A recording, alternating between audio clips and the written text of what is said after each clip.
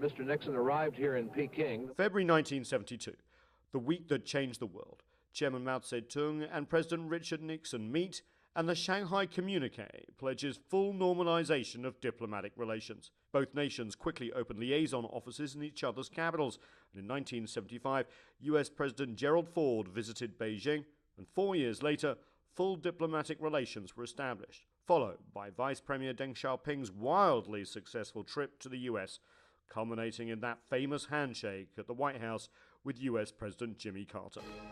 And as the relationship matured, mutual visits continued under US Presidents Ronald Reagan, George H.W. Bush, Bill Clinton, and George W. Bush, often both sides managing differences as well as growing ties.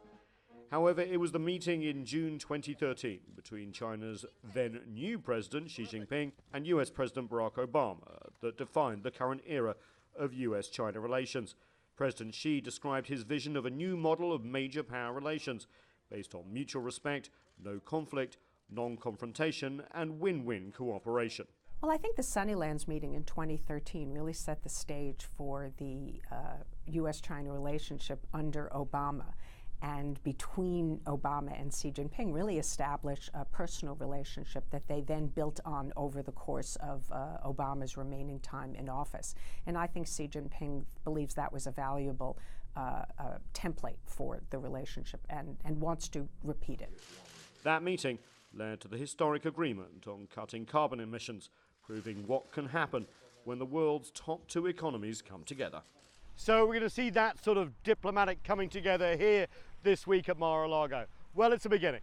The fact that President Xi and President Trump are meeting so early in Donald Trump's presidency and away from the partisan politics of Washington in this relaxed setting at Mar-a-Lago seems to set the scene for fruitful conversations. Nathan King, CGTN, Palm Beach, Florida.